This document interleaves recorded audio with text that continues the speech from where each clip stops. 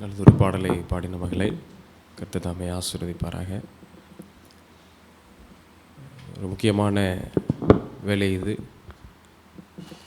என்னுடைய கண்கள்லாம் பார்க்கும்போது ரொம்ப விழிப்பாக இருக்கீங்களே, பரவாயில்ல.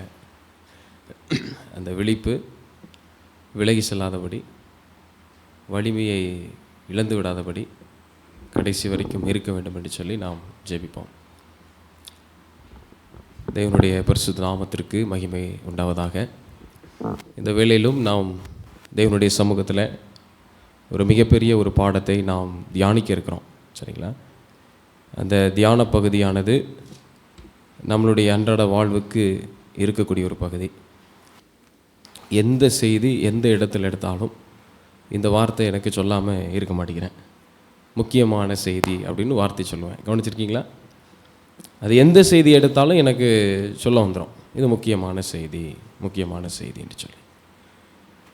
எத்தனை பேர் இதை முக்கியமான செய்தி என்று எண்ணுகிறீர்கள் என்று தெரியல. ஆனால் வளர்ந்து வருகிற என்னை போன்று வாலிபர்கள், சரியா, வளர்ந்து முதியவர் என்று பெயர் தான் உண்டு, ஆனாலும் அவர்கள் வாலிபர்கள் என்று நினைப்பாங்க, சரியா? அவர்களுக்கும் அல்ல நான் வயசாகிட்டுப்பா என்னால் அவ்வளோதான் அப்படின்னு நினைக்கிற உண்மையாகவே முதிர்ந்தவர்களுக்கும் இந்த செய்தி அவசியம் என்பதை மறக்காதீர்கள். இந்த நாளிலே நம்மளுடைய செய்தியின் தலைப்பு என்ன அப்படின்னு பார்க்கும்போது, நமக்குள் இருக்கும் இருள் என்ற ஒரு செய்தியின் தலைப்பு, சரிங்களா? நமக்குள் இருக்கும் இருள். நேற்று தினத்தில் ஒரு சில விளக்கங்கள், ஒரு சில வசனத்தோடு நாங்கள் வெஸ்பர் சர்வீஸ் நாங்கள் படித்தோம். அதனை தொடர்ந்து இந்த நாளினுடைய செய்தி பகுதி என்ன போகுது அப்படின்னா இருக்க போகுது. நமக்குள் இருக்கும் இருள் என்ற ஒரு தலைப்பில் நம்ம பார்க்க போகிறோம். இந்த நமக்குள் இருக்கும் இருள் என்று சொல்லி பார்க்கும்போது, முதல்ல இருள் என்ற வார்த்தைனா என்னன்றது நமக்கு கொஞ்சம் விளக்கம் தேவை. அப்போ இருள் என்றால் என்னன்னு யோசிக்கும்போது, இருள் என்றால் ஒளி இல்லாத நிலை அல்லது இருட்டு என்று பொருள், அப்படி தானே? ரொம்ப எளிமையாகவே புரிஞ்சுக்கலாம். இருள்லாம் என்ன அப்படின்னா வெளிச்சமே அங்கே இருக்காது, அதுக்கு பேர் தான் இருள். இது ஒரு பிரகாசத்திற்கு எதிர்நிலையாகவும் மிக குறைந்த அளவு அல்லது புலப்படும் ஒளி இல்லாத நிலையாகவும் இருக்கும். சின்ன கூட வெளிச்சம், கொஞ்சம் கூட வெளிச்சம் இல்லாத இடத்துக்கு பேர் தான் அர்த்தம். எடுத்துக்காட்டு ரெண்டு விதமாக சொல்லலாம் இதை. எப்படி அப்படின்னா, இருள் என்று சொல்லும்போது இரவு நேரங்களில் சந்திரன் இல்லாத போது வானம் எப்படி இருட்டாக இருக்கும், அதுக்கு ஒன்றும். இன்னொன்று அறியாமை என்ற ஒரு வார்த்தையை பார்க்குறேன் நான். இப்போ தான் பார்க்குறோமே, லெசன் ஸ்டடியில் சொன்னாங்க ஏஐ, ஆர்டிஃபிஷியல் இன்டெலிஜென்ட்னு சொன்னாங்க. நிறைய நவீன தொழில்நுட்பங்கள் வளர்ந்துட்டு இருந்தாங்க. அதில் அடித்து பார்க்கும்போது இந்த ரெண்டு கருத்து எனக்கு கிடச்சிது. ஒரு விஷயத்தை பற்றி எதுவும் தெரியாமல் இருப்பதும் இருள் என்று போட்டிருக்கு. இந்த இரண்டு இருள் என்று சொல்லும் பொழுது இதில் இருளை பற்றி படிக்க போகிறோமா அல்லது இருள் என்று சொல்லுகிற அறியாமை என்ற இருளை பற்றி படிக்க போகிறோமான்றது இன்றைக்கி பாடம். யோசிச்சு பாருங்கள், இன்றைக்கி நம்மளுடைய வாழ்க்கையில் இருள் என்று சொல்லுகிறோம். என் வாழ்க்கையில் அந்த இருள் இருக்கிறதா, அல்லது இருள் என்று சொல்லுகிறது வெளிச்சம் இல்லாத வாழ்க்கையைத்தான் இருள் என்று சொல்லுகிறோமா அப்படின்றத நினச்சிக்கிறோம். பைபிள் வசனத்தோடு சில ஆதாரத்தோடு நம்ம என்ன பண்ண போகிறோம், நம்ம படிக்க போகிறோம். கண்களை மூடி நாம் ஜெபித்து நாம் அந்த காரியத்துக்கு நாம் கடந்து செல்வோம். பரிசுத்தமும் கிருபை நிறைந்த நல்ல ஆண்டவரே, இந்த ஆசீர்வதிக்கப்பட்ட ஓய்வு நாளுக்காய் நன்றி செலுத்துகிறோம். இந்த வேளையிலும் உடைய வார்த்தைகளை நாங்கள் தியானிப்பதற்கு மிகுந்த வாஞ்சையோடு நாங்கள் காத்து கொண்டிருக்கிறோம். கர்த்தர் அடியானை மறைத்து நீர் வெளிப்படுத்துங்க. நான் ஒன்றும் இல்லாதவன், வெறும் குப்பையும் தூசியமான ஒரு மனிதன், பாவ சுவாபத்தை உடைய ஒரு மனிதன். இந்த நாளிலும் இந்த செய்தியின் மூலமாக எங்கள் எல்லோருக்கும் அந்த பாவ சுவாபத்தை நீக்கி போடுவதற்குண்டான வழிகளை கர்த்தர் தருவீர் என்று நாங்கள் நம்புகிறோம். அடியனை மறைத்து நீர் வெளிப்படும். இயேசுவின் நாமத்தில் ஜெபிக்கிறேன் நல்ல பிதாவே, ஆமென். நீங்கள் பார்க்கும்போது யோபு எழுதுகிறாரு, 7வது அதிகாரத்தில் முதல் வசனத்தை எழுதுகிறாரு. யாராவது ஒருத்தர் வாசிங்க.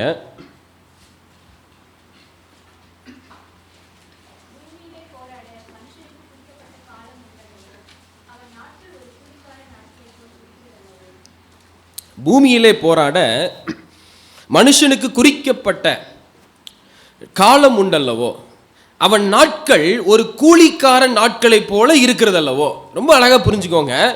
உலகத்தில் எல்லாருக்கும் ஒவ்வொன்றுக்கும் ஒரு காலம் இருக்குது. பிரசங்கி 3ஆம் அதிகாரத்தில் வாசிக்கிறோம் இல்லையா? நட்ட ஒரு காலம் உண்டு, நட்டதை பிடுங்க ஒரு காலம் உண்டு, சேர்க்க ஒரு காலம் உண்டு, சேர்த்ததை எரிந்து விட ஒரு காலம் உண்டு, சிரிக்க ஒரு காலம் உண்டு, அழ ஒரு காலம் உண்டு. இப்படி ஒவ்வொன்றுக்கும் ஒரு காலம் இருக்கிறது என்பதை வேதாகமும் பிரசங்கி 3ஆம் அதிகாரத்தில் சொல்றார். அப்ப யோசிங்க, இந்த பூமியிலே போராடுவதற்கும் ஒரு காலம் இருக்கு. அது எந்த அளவுக்கு எப்படிப்பட்ட ஒரு முறையில் இருக்குது அப்படின்னு சொன்னா, அவன் நாட்கள் ஒரு கூலிக்காரன் நாட்களை போல. எப்படி புரிஞ்சுக்கிறது இதை? கூலிக்கார நாட்கள்னு எப்படி சொல்றது? அல்லது இந்த வேதவசனம் இந்த இடத்துல எந்த அர்த்தத்தை நமக்கு கற்றுக் கொடுக்குது அப்படின்னு சொன்னா, இன்னைக்கு வேலைக்கு போயிட்டு வரோம். குறைஞ்சது ஒரு மனுஷன் எவ்வளவு மணி நேரம் வேலை செய்கிறாங்க? ஒரு நாளைக்கு ஒரு கூலி. அந்த மனிதன் செய்கிற நேரம் எவ்வளோ? அரை மணி நேரமா? 6 மணி நேரம், 12 மணி நேரம், 7 மணி நேரம், 8 மணி நேரம். இந்த டியூட்டிக்கு போகிறவங்களாம் ஒரு விதமாக சொல்கிறீங்க, வேலைக்கு போகிறவங்க ஒரு விதமாக சொல்கிறாங்க, பிஸ்னஸ் வச்சுருக்கவங்க ஒரு விதமாக சொல்கிறீங்க, அப்படி தானே? அப்போ அதுக்கும் கூட அதுக்குள்ளேயும் ஒவ்வொரு நேரம் இருக்குது. அதே போல் இந்த பூமியில் இருக்கிற எல்லா மனுஷனும் போராட மனுஷனுக்கு குறிப்பிட்ட காலம் உண்டல்லவோ அப்படின்னு என்ன இருக்குதல்லவா, உங்களுக்கு தெரியலையா அப்படின்னு ஞாபகப்படுத்து. இது முற்றிலும் கேள்வியோடு நிப்பாட்டப்படாத, இந்த கேள்விக்குள் ஒரு பதில் கொடுத்துருக்கிறாங்க. இது இருக்குதல்லவா. யோசிச்சு பாருங்க, 2 விதமான போராட்டத்தை நம்ம பார்க்க முடியும். ஒன்று உள்ளே ஒரு போராட்டம், இன்னொன்று வெளியே இருக்கக்கூடிய போராட்டம். இந்த 2 விதமான போராட்டத்தில் எந்த போராட்டத்திலே இன்றைக்கு நீங்களும் நானும் அகப்பட்டிருக்கிறோம் அப்படின்றது தான் பெரிய ஒரு கேள்வியாக இன்னைக்கு இருக்குது. யோசிக்கும் போது ரோமர் எழுதுறாரு 7ஆம் அதிகாரம் 22ஆம் அதிகாரத்தில் வசனம் 22லேருந்து 25 வரை வாசிக்க போகிறோம். வாசிக்க பார்ப்போம். ரோமர் 7ஆம் அதிகாரம் வசனம் 22. உள்ளான மனுஷனுக்கு ஏற்றபடி தேவனுடைய நியாய பிரமாணத்தின் மேல் பிரியமாய் இருக்கிறேன். ஆகிலும் என் மனதின் பிரமாணத்துக்கு விரோதமாய் போராடுகிற வேறு ஒரு பிரமாணத்தை என் அவயங்களிலே இருக்க காண்கிறேன். அது என் அவயங்களிலே உண்டாயிருக்கிற பாவ பிரமாணத்திற்கு என்னை சிறையாக்கி கொள்ளுகிறது. யோசிச்சு பாருங்க, இன்றைக்கு இந்த இடத்துல எந்த இடத்துல வேதத்தை நீங்க வாசிச்சாலும் சரி, ஆகிலும் ஆனாலும் என்ற வார்த்தைக்கு பிற்பாடு தான் மிகப்பெரிய ஒரு கருத்து அங்க புதைந்து இருக்கிறது என்பதை நம்ம கண்டுகொள்ளணும். அப்ப இங்கேயும் உள்ளான மனுஷனுக்கு ஏற்றபடி தேவனுடைய நியாயப்பிரமாணத்தின் மேல் பிரியமா இருக்கிற எனக்கு ஆசைதான். என் ஆண்டுடைய கற்பனை இப்படி இருக்குது, தேவனுடைய சத்தியம் இப்படி இருக்குது, அதன்படி நான் நடக்கணும் எனக்கு ஆசைதான். ஆகிலும் என் மனதின் பிரமாணத்திற்கு விரோதமாய் போராடுகிற வேறொரு பிரமாணத்தை என் அவயங்களில் இருக்கிறதை நான் காண்கிறேன். கண்ணு, வாய், மூக்கு, காது, கை, காலு இதெல்லாம் என்னுடைய ஆண்டவரின் பிரமாணத்தை, ஆண்டவருடைய வார்த்தையை விட்டு வழி விலகி செல்வதற்கு இந்த காரியம் எனக்கு தடையாக இருக்குதுன்றது சொல்லுது. அது என்ன கொண்டு போகும்னா, அது என் அவயங்களில் உண்டாயிருக்கிற பாவ பிரமாணத்திற்கு. சரிங்களா? ரோமர் 7ஆம் அதிகாரம் 22ல் அந்த 24, 25 வாசிக்கும் போது நிர்பந்தமான மனுஷன் நான் சொல்றார். பவுல் எழுதுறார், நான் நிர்பந்தமான மனுஷன் நான், இந்த மரண சரீரத்திலிருந்து யார் என்னை விடுதலையாக்குவார்? நேற்று நேரத்தில் படிச்சோம் இல்லையா, ஒரு சிறையிருப்பு அப்படின்னு சொல்லி. மரண சிறையிருப்பு, பாவத்திலிருந்து சிறையிருப்பு, அநேக விஷயத்தில் மனிதன் சிறையிருப்புக்குள்ளாக இருக்கிறத பார்க்கிறோம். நம்முடைய கர்த்தராகிய இயேசு கிறிஸ்துவின் மூலமாய் தேவனை ஸ்தோத்திரிக்கிறேன், ஆதலால் நானே என் மனதினாலே தேவனுடைய நியாயப்பிரமாணத்துக்கும் மாம்சத்தினாலேயோ பாவ பிரமாணத்திற்கும் ஊழியம் செய்கிறேன். ஆசை இருந்துச்சு, ஆரம்பத்தில் வசனம் சொல்லிச்சு 22ஆம் வசனத்தில் பிரமாணத்தின்படி நடக்க ஆசை இருந்துச்சு. ஆனால் என்ன பண்ணிட்டு அப்படின்னா, என்னுடைய மாம்ச காரியங்கள் 2 விதமான இருக்குது. நியாய பிரமாணத்துக்கும் மாம்சத்தினாலே பாவ பிரமாணத்துக்கும் நான் ஊழியம் செஞ்சுட்டு இருக்கிறேன். அப்போ ஒரு தடை இருக்குது, நமக்குள் ஒரு இருள் இருக்கிறது. அந்த இருள் என்ன? இது உள்ள. இப்போ பார்க்க போகிறது வெளியில். எபேசியர் 6ஆம் அதிகாரம் வசனம் 12, 13 வாசிக்கும் போது, ஏனெனில் மாம்சத்தோடும் இரத்தத்தோடும் அல்ல, துரைத்தனங்களோடும் அதிகாரங்களோடும் அல்ல, இப்பிரபஞ்சத்தின் அந்தகார லோகாதிபதிகளோடு வான மண்டலத்தில் உள்ள பொல்லாத ஆவிகளின் சேனைகளோடு நமக்கு போராட்டம் உண்டு. மிகப்பெரிய ஒரு வசனம் இது. யுத்தம் யாருக்கு யாருக்கு நடக்குது தெரியுமா? சண்டை யாருக்கு நடக்குதுன்னு நினைக்கிறீங்க இன்னைக்கு உலகத்தில்? இந்தியா பாகிஸ்தானுக்கு கிரிக்கெட்டில் சண்டை நடக்குது. நமக்கு ஆவிக்குரிய ரீதியில் நீங்கள் யோசிச்சு பாருங்கள். அந்த ரீதியிலே யோசிக்கும் போது யாருக்கு யுத்தம் நடக்குதுன்னு நினைக்கிறீங்க? போராட்டம் யாருக்கு நடக்குது? ஒரு பக்கம் யார் இருக்கா? யார் இருக்கா? Who is one side battle? அதில் நிற்கிறது யாரு? ஒரு பக்கம் பிசாசு. அதே வார்த்தையில் இன்னொன்று வரும். ஒரு பக்கம் பிசாசு இருக்கிறான், இன்னொரு பக்கம் நல்லா சொல்லணும், யோசிச்சு சொல்லணும். ஒரு பக்கம் 2 பேர் இருக்காங்க. யுத்தம் நடக்குன்னா 2 கூட்டம் வேணும், 2 நபர் வேணும். ஒரு பக்கம் பிசாசுன்னு கண்டுபிடிச்சிட்டோம், அப்போ இன்னொரு பக்கம் யார் இருக்கா? இந்த உசு உசு பசு பசுன்ட்டு கிடக்கிறதே வேலை என்ன நமக்கு? அந்த பிசாசுன்னு சொல்கிற உங்களுக்கு ஏசுன்னு சொல்ல முடியல பார்த்தீங்களா? பக்கத்தில் தான் இருக்கும், அந்த இருள். ஆனால் இடையில யார் தெரியுமா இருக்கா? அந்த 2க்கும் நடுவில் யார் இருக்கா? நாம. அப்போ யுத்தம் எனக்கும் சாத்தானுக்குமா? இல்லை. அப்போ இந்த யுத்தமானது எனக்குள் இருந்து கிரியை செய்கிற என் ஆண்டவருக்கும், அது என் மூலமாக பிசாசுக்கு என்ன செய்து வழி நடத்துது. அப்போ ஏனெனில் மாம்சத்தோடும் இரத்தத்தோடும் அல்ல, துரைத்தனங்களோடும் அதிகாரங்களோடும் இப்பிரபஞ்சத்தின் அந்தகார லோகாதிபதிகளோடும் அது வான மண்டலங்களில் உள்ள பொல்லாத ஆவிகளின் சேனைகளோடு நமக்கு போராட்டம் உண்டு. சாத்தானுடைய கூட்டம் தான் இன்றைக்கு நம்மளை இருளிலே வாழ வைக்கணும்னு நினைக்குது. எத்தனை பேருக்கு இருட்டு ரொம்ப பிடிக்கும்? இரவு நேரத்தை விரும்புகிறவர்கள் எத்தனை பேர்? எப்படா 9 மணி ஆகும், எப்படா 7 மணி ஆகும்? இரவை விரும்புகிறவர்கள் யாராவது இருக்கிறீங்களா? 1 2 3 4 5. எதுக்கு? தூங்குறதுக்காக விரும்புகிறீங்களா, இல்லை யாரையாவது தூக்குறதுக்காக விரும்புகிறீங்களா? எதுக்கு இருளை விரும்புகிறீங்க? ஃபோன் நோண்டுருக்கு, டவர் கிடைக்கும், இன்டர்நெட் ஸ்பீடாக இருக்கும். நான் சொல்லலைங்க, இங்கேருந்து வருது பதில். யோசிச்சு பார்த்தீங்களா? அப்போ இருளை விரும்புகிற கூட்டமும் இருக்குதானே? இன்னைக்கு நம்ம படிச்சுக்கிட்டு இருக்கிற இருள் எந்த இருள் நமக்கு தெரியுதா?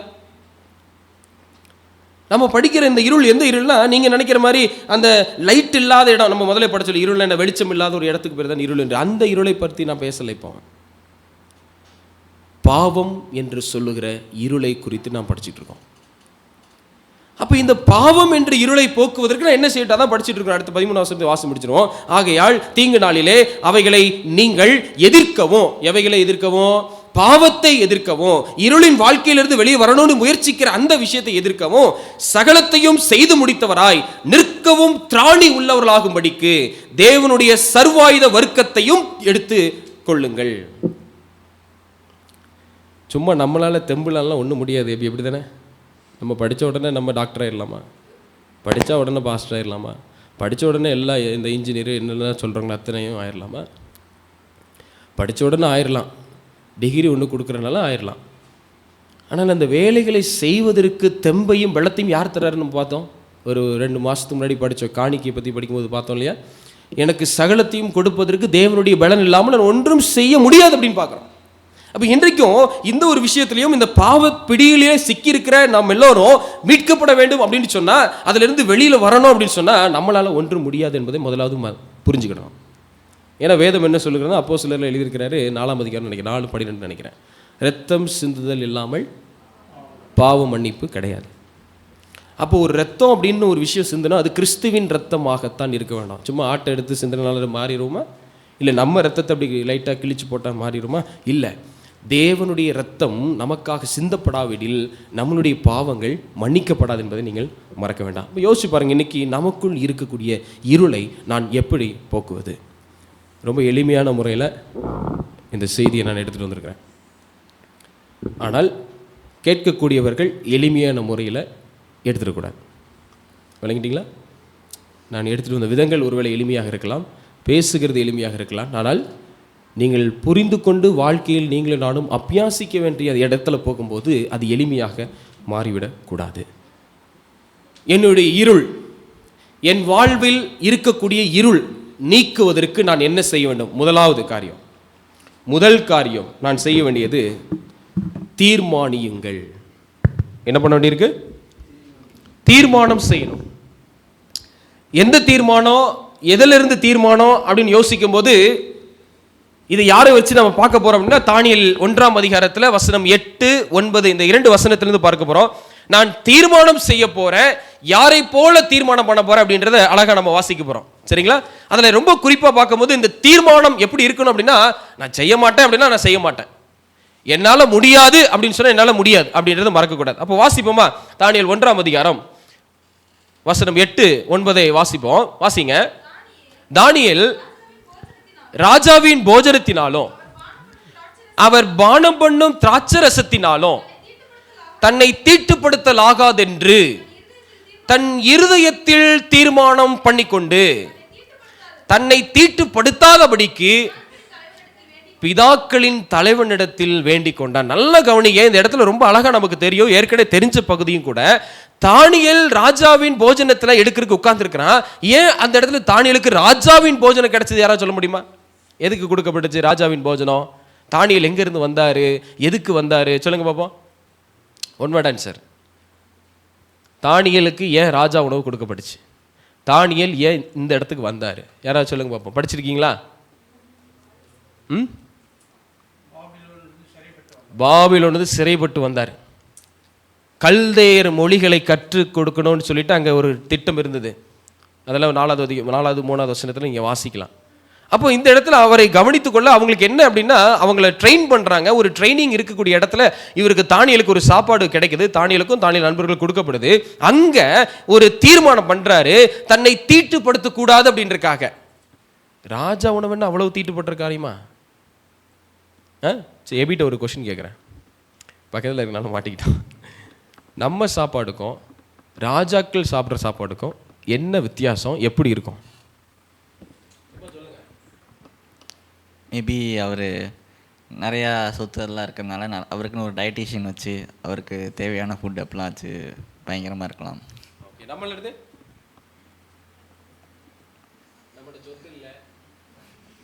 ராஜாவுக்கு சொத்து இருக்கும், அதனால் அதுக்கு ஏற்றபடி அந்த உணவு காரியத்தை வைத்திருப்பார் அப்படின்ற ஒரு பதிலை சொன்னார்.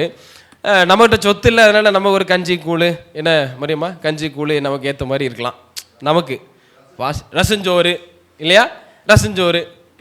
ஆனால் என்ன இந்த இடத்துல என்ன நான் யோசிக்க தோணுதுன்னா, தானியேல் ராஜாவின் போஜனத்தினாலும் அவர் பானம் பண்ணுகிற திராட்சரசத்தினாலும் தன்னை தீட்டுப்படுத்தக்கூடாது அப்படின்னு எப்போ அந்த உணவு எடுக்கிறனால அவனுடைய சரீரத்திற்கு, யாரு, தானியேல் நண்பர்களுடைய சரீரத்துக்கு ஒரு தீங்கு வரப்போது, அது ஆகக்கூடாதுன்னு சொல்லி எனக்கு வேண்டாம் அப்படின்ற ஒரு தீர்மானத்தை எடுக்கிறார். அது எங்க இருந்து எடுக்கிறாரு? இருதயத்தில் இருந்து எடுக்கிறாரு. சும்மா எடுக்கல, இல்லை வேணாங்க பரவாயில்ல அப்படின்னா அடுத்து நம்ம பிளேட்டில் அடுத்துக்கு இது இருக்கும், வேண்டே வேணாம் வைக்காத அப்படின்னு நான் மட்டும்தான், நமக்கு வைக்க மாட்டாங்க. பார்த்துருக்கீங்களா?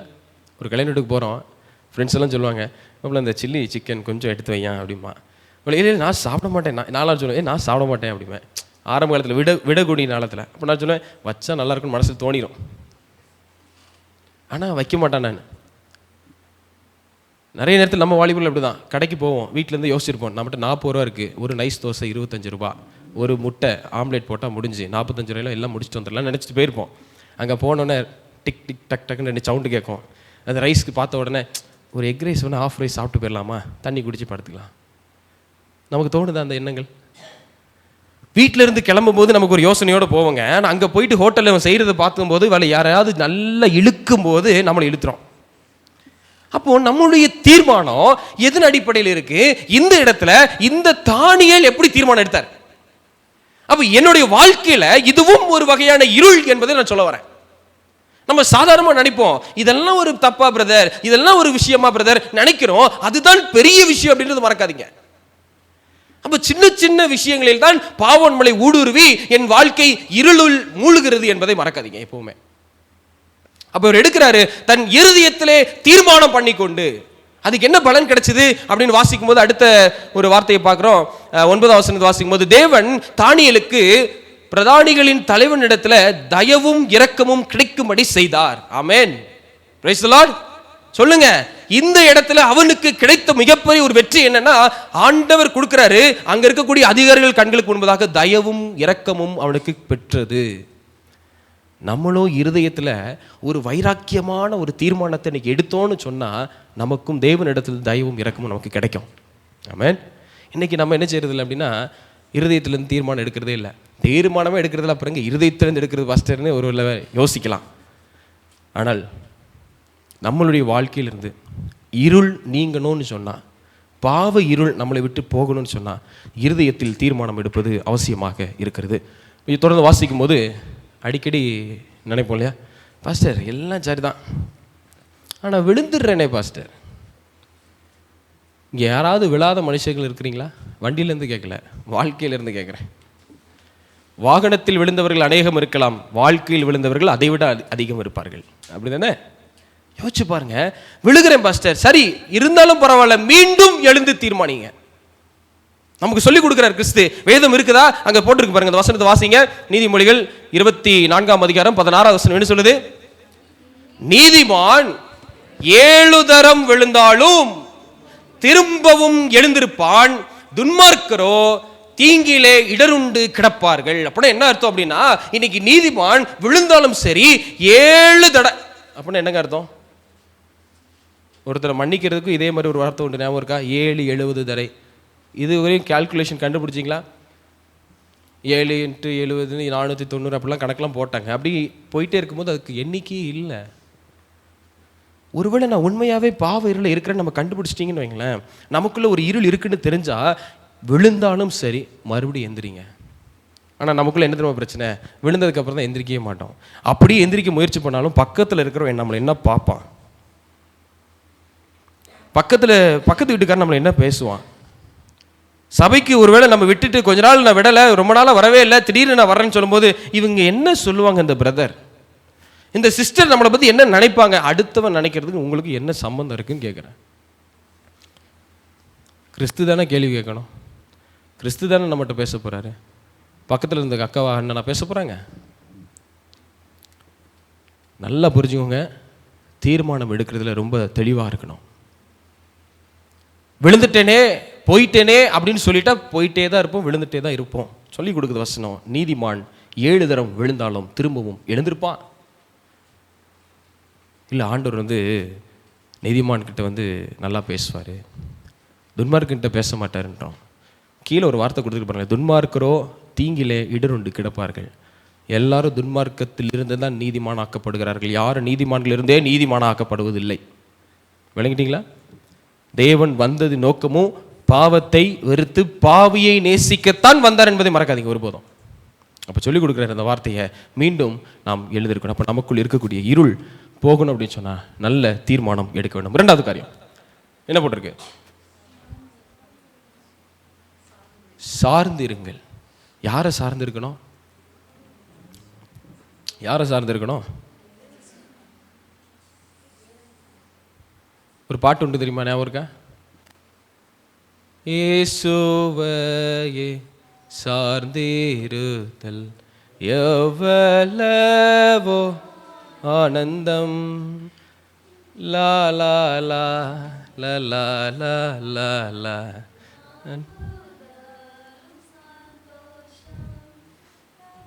பாடுங்க, அடுத்து வருவேன். நானு இயேசு இயேசு நாம் இயேசு. இந்த வார்த்தையை கவனிச்சிங்கன்னா யாரை சார்ந்திருக்கணும்னு அங்கே பேசுது? உண்மையாகவே இயேசுவை தான் சார்ந்திருக்கிறோமா அல்லது பிசாசுவை சார்ந்திருக்கிறோமா? உண்மையாகவே இயேசுவை சார்ந்திருந்தோம் அப்படின்னா நமக்குள் இருக்கக்கூடிய இருளானது என்றைக்கோ மாறி இருக்கும். நேற்று நேரத்தில் சொல்லும்போது ஒரு விளக்கத்தை முடிக்கும் போது ஒருத்தவங்க சொன்னாங்க, என்றைக்கோ கிறிஸ்து வந்திருப்பார் அப்படின்னு முடிச்சாங்க. உண்மைதான். அவர் என்ன சொல்லிட்டு இருக்கிறார்? ஏன் இவ்வளவு நாள் தாமதித்து ஒருவேளை காத்து கொண்டிருக்கிறார் அப்படின்னா, எல்லோரும் மனம் திரும்ப வேண்டும் என்று, ஒருவரும் கெட்டு போகாமல் எல்லோரும் மனம் திரும்பணுமா. ஆனா இயேசுடைய கொள்கை பெரிய கொள்கை தான். யாருக்காக இந்த கொள்கை? யாருக்காக இந்த கொள்கை? யாருக்காக இதை வைத்திருக்கிறார்? எப்படி சொல்றாரு? வாசிப்போமா? இயேசுவை சார்ந்திருக்கிறோம். ரோமர் 6ஆம் அதிகாரம் வசனம் 3வது வசனத்தை வாசிக்கும் போது, கிறிஸ்து இயேசுவுக்குள்ளாக ஞானஸ்தானம் பெற்ற நாம் அனைவரும் அவருடைய மரணத்துக்குள்ளாக ஞானஸ்தானம் பெற்றதை அறியாமல் இருக்கிறீர்களா? ஞானஸ்தானம் என்ன?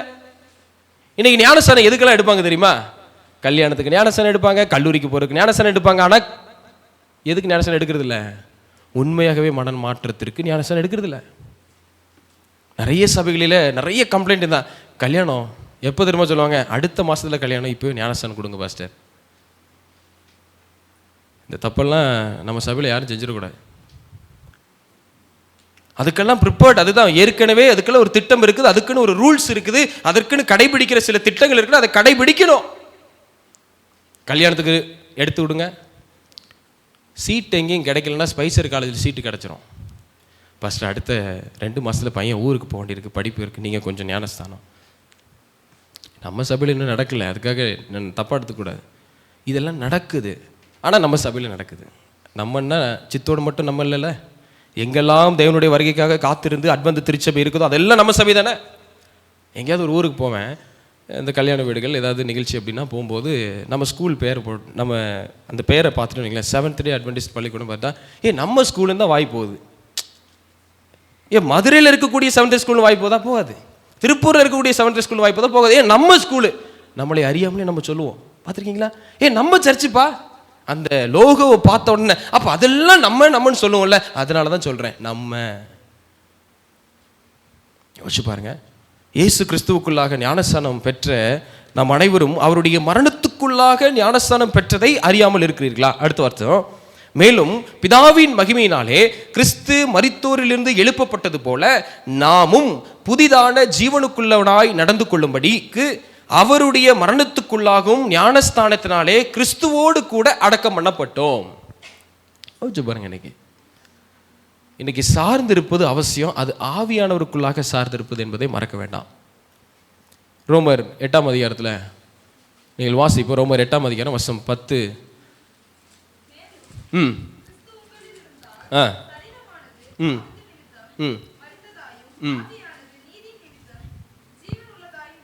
நல்லா கவனிங்க. மேலும் கிறிஸ்து உங்களில் இருந்தால், யார் நமக்குள்ள இருந்தா? சரி, நேற்று கேட்ட அதே கேள்வி மறுபடியும் கேட்குறேன். கூட்டம் இருக்குங்களா நமக்குள்? சரி, எத்தனை பேர்கிட்ட ஆவியானவர் இருக்கிறாருன்னு நினைக்கிறீங்க? பெர்னால்டோ உங்ககிட்ட ஆவியானவர் இருக்காரா? பாலாஜி உங்ககிட்ட ஆவியானவர் இருக்காரா? சிஸ்டர் வெண்ணிலா உங்ககிட்ட ஆவியானவர் இருக்காரா? எல்லாத்தையுமே தான் இருக்கிறாரு. ஆனால் கேட்கட்டவங்க யாரும் வாயை திறக்கலையே. இல்லையோ? இருக்காங்க. ஃபஸ்ட் ஆனால் மெதுவாக தான் இருக்கிறாரு. மெதுவாக தான் சொல்லுவோம். அப்படியா? நாம தான் கேட்கறது இல்லை. எல்லாருக்குள்ள ஆவியான் இருக்காரு. ஆவியானர் இல்லைன்னா நம்ம இங்கே இருக்க மாட்டோம்ல. எங்கேயாவது போயிருக்கலாமே. நல்ல அழகான படங்கள்லாம் ரிலீஸ் ஆகிருக்கு. அங்கே போய் உட்காந்துருக்கலாம். 3 மணி நேரம் இங்கே உட்காருக்கு. அங்கே உட்காந்துருக்கலாம். இங்கே உட்காந்து அழுது தூக்கி ஐயோ பயத்தில் ஆண்டு சொல்லுவார், பாஸ்ட் என்ன பேச போகிறார், பயந்து கேட்குறக்கு. அங்கே ஜாலியாக சிரிச்சிட்டு இருந்துருக்கலாம். அங்கே சந்தோஷம் உண்டு, சமாதானம் இருக்கு. ஆனால் அதெல்லாம் வசனம் இருக்கு, அதுக்கப்புறம் பார்க்க போகிறோம். அப்போ உங்களில் இருந்த சரீரமானது பாவத்தி நிமித்தம் மரித்ததாயும் ஆவியானது நீதி நிமித்தம் ஜீவன் உள்ளதாயும் இருக்குது. அந்த வேலை செய்கிறது ஆவியானவர் மிகவும் சகலத்தையும் செய்கிறார். அது எல்லோருக்குள்ளும் இருந்து கிரியை செய்கிறார். அது நேர்த்தியான ஒரு முறையில் கிரியை செய்கிறார். மறக்கக்கூடாது. தொடர்ந்து வாசிங்கம்மா. அன்றியும் இயேசுவை மரித்தோரில் இருந்து எழுப்பினவருடைய ஆவி உங்களில் வாசமாய் இருந்தால், கிறிஸ்துவை மரித்தோரில் இருந்து எழுப்பினவர் உங்களில் வாசமாய் இருக்கிற தம்முடைய ஆவியினாலே சாவுக்கு ஏதுவான உங்கள் சரீரங்களையும் உயிர்ப்பிப்பார். உண்மையாகவே ஒரே ஒரு ஆமேன் தான் சத்தம் கேட்குது இந்த வார்த்தையெல்லாம் படிக்கும்போது. என்ன அல்லேலூயா ஆமேன் பிரைஸ் லார்ட் சொன்னால் நம்ம வேற கூட்டத்தை சேர்ந்துருவோன்னு பயத்தில் சொல்ல மாட்டீங்களா? எனக்கு தெரியல. அட்லீஸ்ட் மனசுக்குள்ளேயாவது சில வார்த்தை உங்களுக்கு உண்மையாக பேசப்பட்டால் மாத்திரம் நீங்கள் சொல்லுங்கள். நான் கேட்குறேன்றக்காகவும் சொல்லணும்னு அவசியம் கிடையாது. உங்களுக்கு பேசுதா, அந்த வார்த்தை உங்களுக்கு புரிதலாக இருந்ததா சொல்லணும். யோசிச்சு பாருங்க. சாவுக்கு ஏதுவான உங்கள் சரீரங்களையும் உயிர்ப்பிப்பார். எப்போ? ஆவியானவர் எனக்குள் கிரியை செய்யும் போது, எனக்குள் இருக்கும்போது என்பதை மறக்காதீங்க. 12வது வசனம் வாசிக்கும் போது, ஆகையால் சகோதரரே, மாம்சத்தின்படி பிழைப்பதற்கு நாம் மாம்சத்துக்கு கடனாளிகள் அல்ல. மாம்சத்தின்படி பிழைத்தால் சாவீர்கள், ஆவியினாலே சரீரத்தின் செய்கைகளை அழித்தால் பிழைப்பீர்கள். எதுக்கு பண்ணால் பிழைப்போம்? எதில் பண்ணால் சாகுவோம்? நான் படிச்சிருக்கேன், என்கிட்ட நல்ல கை இருக்குது, நல்ல கால் இருக்குது, நல்ல வசதியாக இருக்கேன், தெளிவாக இருக்கேன்பா, எனக்கு இருக்குது இந்த மாம்சம், இந்த உடல் இருக்குன்னு நம்பிட்டு போனோன்னா மரணம் நிச்சயம் என்பதை சொல்லுகிறது. ஆனால் ஆவியினாலே சரீரத்தின் செய்கைகளை அழித்தோன்னு சொன்னால் மட்டும்தான் நான் பிழைக்க முடியும். அதுக்கு ஆவியானவர் எனக்கு முதல்ல வரணும். இல்லை அப்படின்னு சொல்லும்போது என்னால் செய்ய முடியும். நமக்குள் இருக்கும் இருள். 3வது காரியம், அறிக்கையிடுங்கள். இல்லையா? அறிக்கையிடும். ஃபர்ஸ்ட் என்ன பார்த்தோம்? எனக்குள்ள இருக்கக்கூடிய இருள் போகணும் அப்படின்னு சொன்னால் நான் தீர்மானம் பண்ணணும், டிசிஷன் மேக்கிங்கில் இருக்கணும். 2வது சார்ந்து இருக்கணும். இல்லையா? யாரை சார்ந்து இருக்கணும்? டிபெண்ட்னு சொல்லலாம் இல்லையா? சார்ந்து இருக்கிறது. 3வது அறிக்கையிடுதல், டிக்ளேர்னு சொல்லலாம். அப்படிதானே? அறிக்கையிடுறது. என்ன அறிக்கை? எப்படிப்பட்ட அறிக்கை? வாசிப்போம். எபிரேயர் 13ஆம் அதிகாரம் வசனம் 5-6 வாசிக்கும் போது, உங்களுக்குள்ளே சொல்லிக் கொள்ளுங்கள். ஃபர்ஸ்ட் நம்ம நமக்கே பேச மாட்டேங்கிறோமா? கிறிஸ்து நமக்கு வெளிப்படுத்துறாரு, நீ நமக்கு உனக்குள்ளே நீ பேசுவதே கிடையாது. எப்படி பேசிக்கணும்? வாசிப்போம் 5வது வசனம். நீங்கள் பண ஆசை இல்லாதவர்களாய் நடந்து உங்களுக்கு இருக்கிறவைகள் போதும் என்று எண்ணுங்கள். நமக்குள்ள பேசணுமா? ஐயா ஆகாசே உனக்கு போதும், இவ்வளவுதான் இருக்கு, இதுக்குள்ள நீ செஞ்சுக்கோ, இதுக்குள்ள நீ நடந்துக்கோ, இதுக்குள்ள சகலத்தையும் பார்த்துக்கன்னு சொல்லி எனக்குள் நான் முதலாவது பேசணும். நான் எனக்குள்ளே நான் பேசல அப்படின்னு சொன்னா வெளியில ஆபத்து நெருங்கும் பொழுது நான் யார் நம்பி சொல்வது? பேசணும். இருக்கிறவைகள் போதும் என்று எண்ணுங்கள், நான் உன்னை விட்டு விலகுவதும் இல்லை, உன்னை கைவிடுவதும் இல்லை என்று அவர் சொல்லி இருக்கிறாரே. 6வது வசனம் சொல்லுது, அதனாலே நாம் தைரியம் கொண்டு கர்த்தர் எனக்கு சகாயர். ஆமென். கர்த்தர் எனக்கு சகாயர், நான் பயப்படேன், மனுஷன் எனக்கு என்ன செய்வான் என்று சொல்லலாமே. சொல்லலாமே, நம்ம சொல்லல. பேசணும். நமக்குள் நாம முதல்ல பேசணும். அப்படின்னா எப்படி? இப்படியே செவத்தை பார்த்துட்டு ஆகாசம் நல்லா இருக்கியா, சாப்பிட்டியா, எப்பப்பா வந்த, அப்படியே பேசணும்? எப்படி பேசணும்? பேசணும்னு என்னன்னா, அப்படியே தேவனுடைய ஜெபத்தின் மூலமாக அவர்கிட்ட அறிக்கையிடணும். அதான் 3வது. என்னது? நான் அறிக்கையிடணும். எனக்குள்ள இருட்டு இருக்கு, சொல்லப்படாத பாவம் இருக்கு, வெளியில தெரியாத விஷயம் இருக்குது, அதை மறக்க விரும்புகிறேன், அதை முற்றிலுமாக நீக்க விரும்புகிறேன், ஆனாலும் அந்த இருளில் நான் சிக்கிக் கொண்டு இருக்கிறேன் என்று சொன்னால் நான் தேவனிடத்துல அறிக்கையிடணும். சொல்லாமலாம் ஒன்றும் தீராது. அழுக்கு இருக்கு, சட்டையில் அழுக்கு படைஞ்சிருக்கு, துணி துவைக்கலன்னு அந்த அழுக்கு போயிருமா?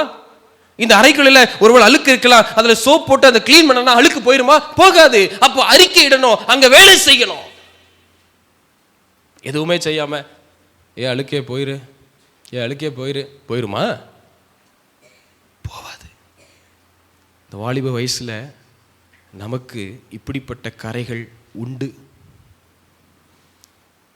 யாருக்குமே தெரியாது, யாரும் என்ன பார்க்கல, நான் என்ன செய்யறேன், எங்க போறேன், எதை செய்யறேன், எப்படி பண்றேன், யாருக்கும் தெரியாது என்று நாம் நினைக்கிறோம். ஆனால் ஒருத்தருக்கு தெரிஞ்சுக்கிட்டே தான் இருக்குது.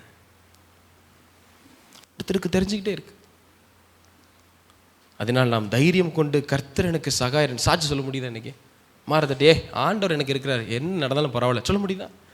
பிரச்சனை வந்தாலும் சரி, கவலை வந்தாலும் சரி, நம்மள தவறான குற்றத்தை நமக்கு சுமத்தினாலும் சரி, நிற்கணும். நான் அறிக்கையிட்டால் மொழியே அந்த காரியம் நடக்கும். எபேசியர் 10:7 வாசிக்கும் போது, 2வது தேவனிடத்துல நான் சொல்லணும். முதல்ல யார்கிட்ட சொல்லணும்? எனக்கு நானே சொல்லணும். 2வது நான் தேவனிடத்துல சொல்லணும். வாசிங்க பார்ப்போம். எபிரேயர் 10ஆம் அதிகாரம் 7வது வசனம். அப்பொழுது நான் தேவனே உம்முடைய சித்தத்தின்படி செய்ய. இது யாருங்க சொன்னா? இந்த வார்த்தையை, இந்த இடத்துல, இந்த வசனத்தை யாரு சொல்லியிருக்கா? கிறிஸ்து சொல்றார். அவரே சொல்றார். என்ன சொல்றாரு? அப்பொழுது நான் தேவனே, பிதா வந்து சொல்றாரு, தேவனே உம்முடைய சித்தத்தின்படி செய்ய இதோ வருகிறேன். புஸ்தகச் சுருளில் என்னை குறித்து எழுதியிருக்கிறது என்று சொன்னேன் என்றான். சொல்றாரு, அவருக்கு காமிக்கிற, அறிக்கை இடுறாரு. ஆண்டவர் அங்க எழுதியிருக்காண்டவரே, நான் வர்றேன். அடுத்தது எபிரேயர் 1:9 வாசிங்க. அடுத்த வசனம் வாசிங்க. தேவனே உம்முடைய சித்தத்தின்படி செய்ய இதோ வருகிறேன் என்று சொன்னான். நல்லா கவனிங்க, மறுபடியும் சொல்றாரு, இதோ. அறிக்கை இடுறாருங்க. அவரே அறிக்கை இடுறாருன்னா நம்மளாம் என்ன பண்ணணும்? அப்போ விளங்குதான் நான் சொல்ல வருது? Good morning, hello, happy sabbath, happy sabbath. அறிக்கையிடணும். அப்போ அறிக்கையிடுவது எவ்வளவு அவசியம் என்பதை இந்த இடத்துல நான் பார்க்குறோம். முதல்ல யாருக்கு அறிக்கையிடணும்? எனக்கு நானே சொல்லணும். நான் எனக்கு நான் பேசணும். 2வது தேவன் இடத்துல நான் சொல்லணும். 3வது யாரா இருக்கும்னு நினைக்கிறீங்க? என்ன பாஸ்டர் என்கிட்டையும் பேச சொல்லிட்டீங்க, எனக்கு வழி இல்லை, விட்டா கடவுள் தான், அவர்கிட்டையும் பேச சொல்லிட்டீங்க, வேற யார் இருக்கா பேசுறதுக்கு? யாராவது சொல்லுங்க பார்ப்போம். ஆவியானவரும் ஒரு கடவுள் வேற இல்லப்பா, மூவரும் ஒன்று தானே. சொல்லுங்க பாப்பா, வேற யாரா இருக்கும்? Any guessing? யாரா இருக்கும்? எனக்கு நான் பேசணும், தேவனிடத்துல சொல்லணும். இங்க மாற மாட்டேங்கி. அடுத்து நான் யார்கிட்ட பேசணும்? பிசாசு கிட்ட சொல்லணும். அப்போலே போ சாத்தானே, வெளியிலே போ. இதெல்லாம் சொல்றாங்கல்ல, வேதத்தில் பதிவு பண்ணப்பட்டிருக்கா இல்லையா? வரக்கூடாது. பிரச்சனைக்குரியவனே அவன்தான். அவன்கிட்ட நீங்க சொல்லாம நீங்களே அசை போட்டாலும் சரி, கடவுள்கிட்ட கேட்டாலும் சரி, அவன்கிட்டையும் சொல்லி வைக்கணும், நீ வராத என் பக்கத்துல, என் ஆண்டவர் என்கிட்ட இருக்காரு. சொல்லணுமா இல்லையா? சொல்லணுமா இல்லையா? சொல்லணும். வாசிங்க மத்தேயு 4:4 என்ன சொல்லுது? அவர் பிரதியுத்தரமாக, மனுஷன் அப்பத்தினாலே மாத்திரமல்ல தேவனுடைய வாயிலிருந்து புறப்படுகிற ஒவ்வொரு வார்த்தையிலும் பிழைப்பான் என்று எழுதியிருக்கிறதே என்றார். சொல்றாரு, மறுபடியும் அறிக்கை கொடுக்கிறாருங்க. ஆண்டவருடைய வார்த்தையினால ஒரு மனுஷன் பிழைப்பான்னு சொல்லுதே, அவனுக்கு சாப்பாடு தேவையில்லை, அதுக்கும் மேலான ஒரு பலன் இருக்குதுன்னு சொல்லி அறிக்கை எடுக்கிறார். 7வது வசனம் வாசிக்கும் போது, அதற்கு இயேசு, உன் தேவனாகிய கர்த்தரை பரீட்சை பாராதிருப்பாயாக என்று எழுதியிருக்கிறதே ஞாபகப்படுத்துறாரு. ஜெபம் பண்ணும்போது கூட சில நேரத்தில் நம்மளுடைய வார்த்தையில வாக்குத்தத்தங்கள் வரணும். சில பாட்டெல்லாம் ஒரு நிமிஷம் கேட்டால் போதும், டப்புன்னு மண்டையில் ஏறுது. பார்த்துருக்கீங்களா? ஒரு முறை முடிவெட்டுற கடையில் ஓடினாலே மண்டையில் சுற்றியே வருது. இதுக்கு இந்த ப்ரைவேட் பஸ்ஸில் போகிறதே கிடையாது. சிலுக்கு சிலுக்கு சலுக்கு சிலுக்குன்னு ஓடுற சத்தத்துக்கும் அதுக்கும் நம்ம வேறு ப்ரிப்பரேஷன்லையும் போக முடியாது, எங்கேயும் போக முடியாது. சரி, கவர்மெண்ட் பஸ்ஸை பார்த்து கவர்மெண்ட் ஐயா இருக்காருன்னு அங்கே ஏறினா அங்கேயும் சிலுக்கு சிலுக்கு சலுக்கு சலுக்குன்னு ஆரம்பிச்சிட்டாங்க. சில வண்டியில் ஏறவே முடியாது. ஆனால் அதெல்லாம் நம்ம மனசில் நல்லா பதியும். ஆமாம், நல்லா பதியும். ஒரு முறை சொன்னால் போதுங்க, ஒரு முறை போதும். அந்த ஒரு முறையில் ஒரு பாட்டு இருக்காரு, எல்லாம் யோசிக்க பாஸ்ட் நல்ல பாடலை வாய் அமைதியாக்கிட்டே இருப்பான். அப்போ பார்த்தீங்களா, அந்த ஒரு வார்த்தையை சொல்லும் போதே நமக்கு மனசில் பதியுதுன்னா எவ்வளவு முக்கியமான உலகத்தில் இருக்கக்கூடிய நீங்கள் நானோ எவ்வளவு தெளிவாக நம் அறிக்கையிட வேண்டும். அறிக்கை இடலைன்னா நம்ம வாழ்க்கை இருட்டுக்குள்ளே தான் இருக்கும். வெளிச்சத்தை பார்க்கணுன்னு நினச்சி வெளிச்சத்தை பார்க்கவே மாட்டோம் கடைசி வரைக்கும். அந்த கிருபையின் காலம் முடிந்ததுக்கப்புறம் கத்துனாலும் சரி, கதறினாலும் சரி, ஆக்ரோஷித்து கம்பீரத்து எழும்பினாலும் சரி, அழகாக சொல்லுவார், நான் உங்களை அறியேன். ஏன்னா அது வரைக்கும் டைம் கொடுத்தாரா இல்லையா? அடுத்த வருஷம் என்ன சொல்லு? 10வது வசனம், அப்பொழுது இயேசு, அப்போலே போ சாத்தானே, உன் தேவனாகிய கர்த்தரை பணிந்து கொண்டு அவர் ஒருவருக்கே ஆராதனை செய். இந்த லேப்டாப்ல அதில் பாதி கட் ஆயிடுச்சு, அதனால தான் நான் அப்படி நிப்பாட்டேன். அவர் ஒருவருக்கே ஆராதனை செய்வாயாக என்று எழுதியிருக்கிறதே. ரிட்டர்ன் சொன்னால் அவன் ரிட்டர்ன் ஆயிடுவான். நம்ம சொல்றது இல்லை, அதான் ரிட்டர்ன் ஆக மாட்டேங்கிறான், நமக்குள்ளே உட்காந்துக்கிறான்.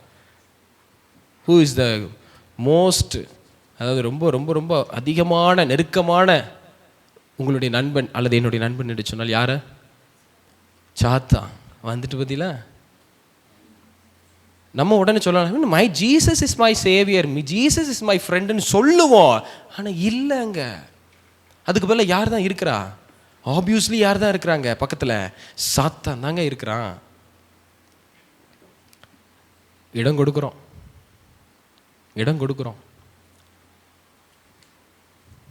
நம்ம சிந்தனையெல்லாம் எப்படி போகுது பார்த்தீங்களா? செத்துடலாம், விட்டுறலாம், எலும்ப வேண்டாம், இப்படியே இருப்போம். கோயிலுக்கு ரெடி ஆகும்போது பார்த்தீங்கன்னா, சர்ச்சுக்கு வரும்போது பார்த்தீங்கன்னா எல்லாரும் இதை சவால் இருக்கும். பெட்டில் இருந்துக்கிட்டே கனவு காணுவோம்.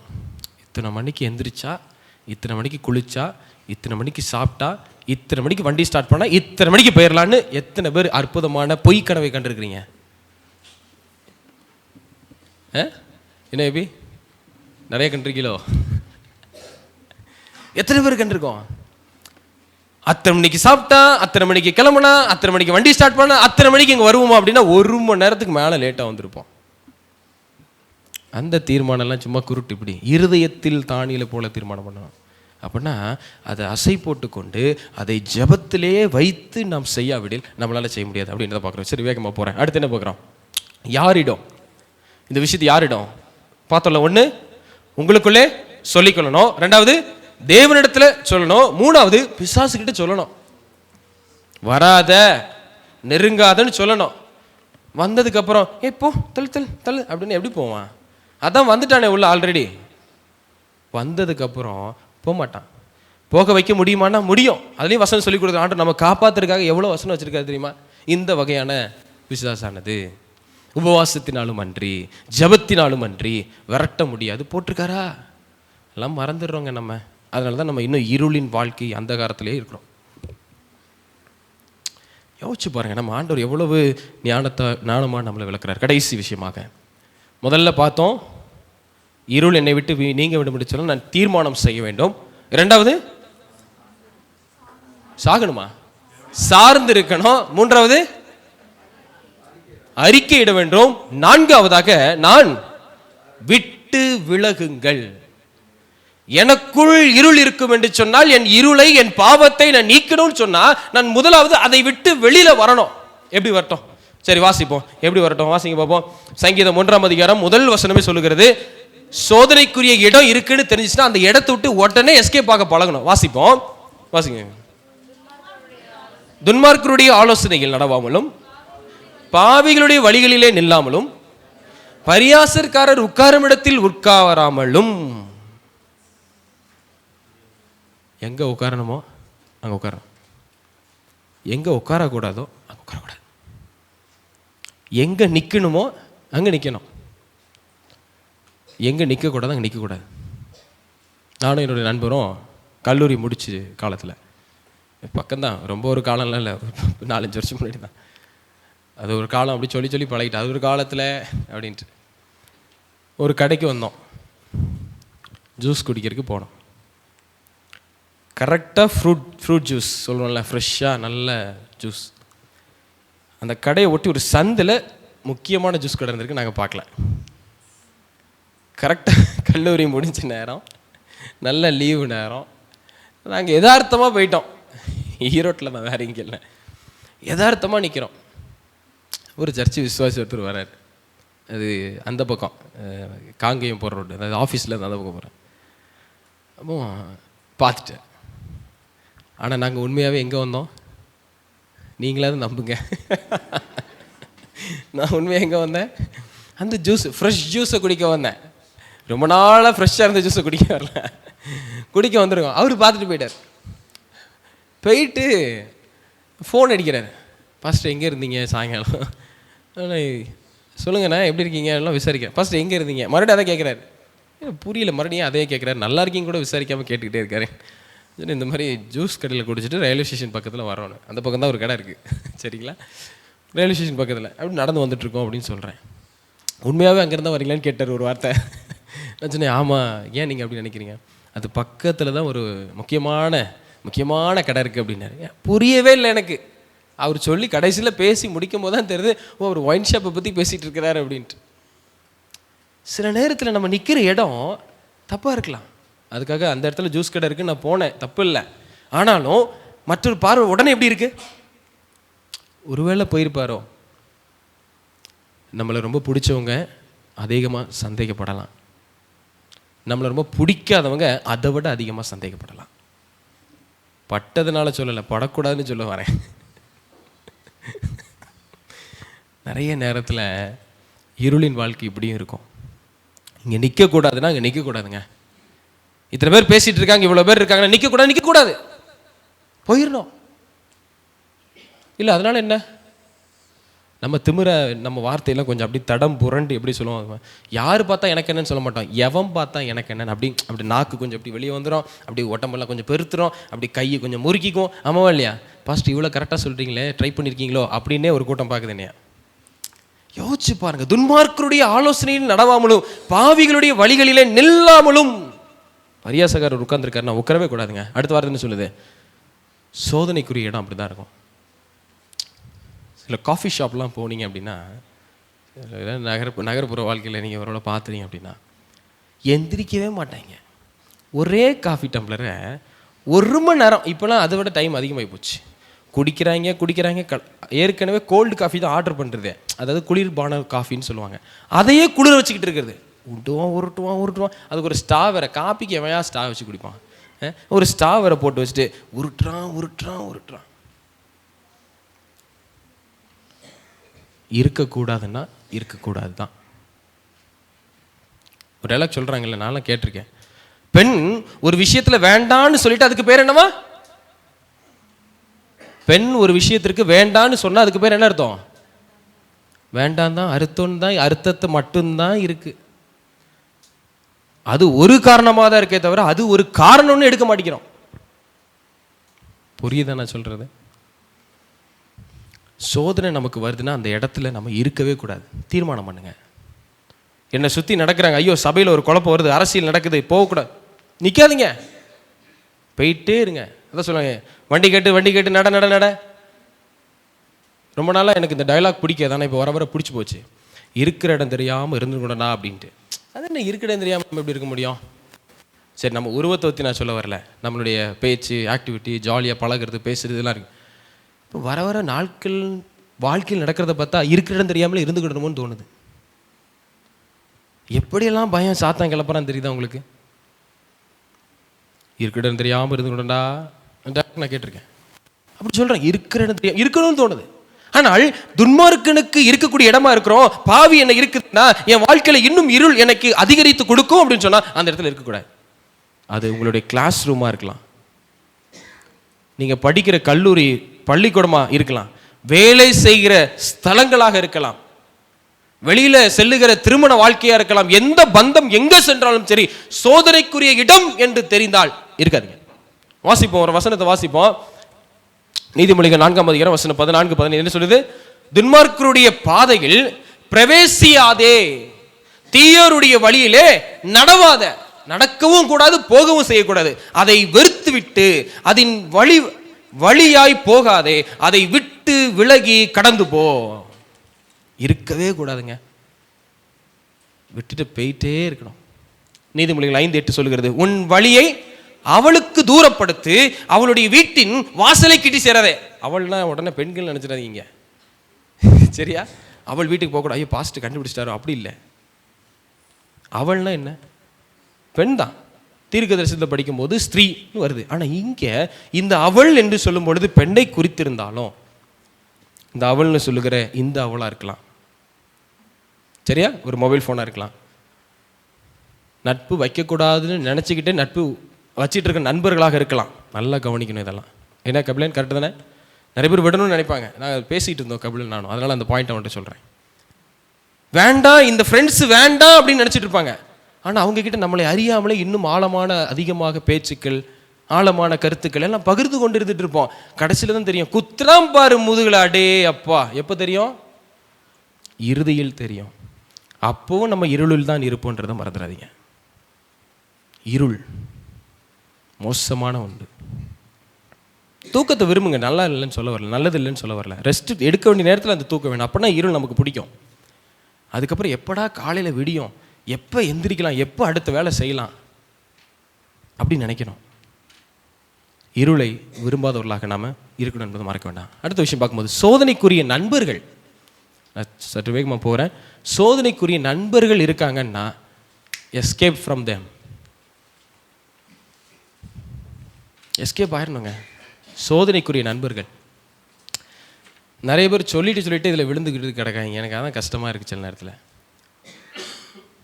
பாஸ்டர், ஒரு இன்சிடெண்ட் தான். பாஸ்டர் இப்படிலாம் இருக்காங்க பாஸ்டர் பசங்க, அங்கே போனால் கண்டிப்பாக வச்சு செய்வாங்கன்னு தெரியும். சொல்கிறது அந்த ஸ்லாங்கெல்லாம் பாருங்கள், இப்படி தான் வச்சு செய்வாங்கன்னு தெரியும், ஆனாலும் போகாமல் இருக்க முடியல. அது என்ன ஆனாலும்? போனால் உனக்கு பிரச்சனைன்னு தெரியுது, போனால் அங்கே உனக்கு ஆபத்துன்னு தெரியுது, போனால் உனக்கு அங்கே ஒன்றும் நடக்காதுன்னு தெரியுது, அப்புறம் எதுக்குன்ற? அப்போ இயேசு சொல்றாரு, அங்க உனக்கு ஆபத்து இருக்கும்னு சொன்னால் துன்மார்க்கருடைய வழியில நடந்துராத. நிறைய இடத்துல மறக்கிறோம் பிள்ளைகளை, நிறைய இடத்துல நம்ம மறக்கிறோம். ஒரு உதாரணத்துக்கு வாசிக்கும் போது யோசேப்பு வஸ்திரத்தை விட்டு ஓடினார், அப்படிதானே? வாசிக்கிறீங்களா யாராவது வசனத்தை? நான் அதில் போடலை, வசனத்தை போடல, வாசிங்க. ஆதியாகமம் 39ஆம் அதிகாரம் வசனம் 12வது வசனத்தில் வாசிக்கும் போது சும்மா அழகாக போட்டிருக்காங்க. ஆதியாகமம் 39. அப்பொழுது அவன் அவனுடைய வஸ்திரத்தை பற்றி பிடித்து என்னோடு சைனி என்று அந்த இடத்துல ஒரு ஸ்திரீ சொல்றாங்க, ரைட்டா? அவன் என்ன சொல்றான் பாருங்க. அவனோ தன் வஸ்திரத்தை அவள் கையில விட்டுட்டு வெளியில ஓடி போனான். இன்னைக்கு பாவம் ஒருவேளை வந்துட்டு இருள் வந்துட்டு என்ன பண்றோம்? பாவமே போ பாவமே போன்னு நடக்கிறோம். அங்க ஓடி போனான். எத்தனை வருஷத்துக்கு முன்னாடி இத்தனை டெக்னாலஜி வளரல, இவ்வளவு விஷயங்கள் வளர, அப்பவே யோசேப்பு ஓடி போனான் தன் பாவத்தை வெறுக்கணும் விடணும் அப்படின்னு சொல்லி. ஏன்? என் தேவனுக்கு விரோதமாக நான் எப்படி பாவம் செய்யணும்னு ஓடலாம். ஆனா இன்னைக்கு எல்லாம் டோட்டலா கம்ப்ளீட்டா மாறிடுச்சு. யாரு பார்த்தா எனக்கு என்ன? சில வாலிபர்கள் பார்க்குறோம், மிதமிஞ்சினவர்களாகவே இன்னைக்கு இருக்கிறாங்க. மிதமிஞ்சினர்லாம் என்ன தெரியுதா? ஒரு லெவலுக்கு மேலே. உனக்கு என்ன, நீ பாஸ்டரா, கிளம்பு, சொல்கிறது கேட்டிருக்கேன், கண்ணால் கேட்டிருக்கேன், சரி கண்ணால் பார்த்து நான் கேட்டிருக்கேன். உங்கள் பாஸ்டரில் உங்கள் பாஸ்டரை வச்சுக்கோங்க, கிளம்புங்க, இப்படி இந்த வார்த்தையை சொல்கிறத நான் கேட்டிருக்கேன். அதிருது எனக்கெல்லாம். உங்களுக்கு என்ன? இந்த உங்களுக்கு என்ன, உனக்கு என்ன, ஏன், நீ யாரு, இப்படிலாம் கேட்டோன்னு வைங்களா, திருப்பி டபுள் மடங்க நம்ம பிள்ளைங்க கேட்பாங்கன்னு மட்டும் மறந்துடாதீங்க. நிஜமாக நடக்கும். இது சாபம் இல்லை, இது தேவ வார்த்தை, சொல்லப்பட்ட வார்த்தை, நமக்கும் நடக்கும்.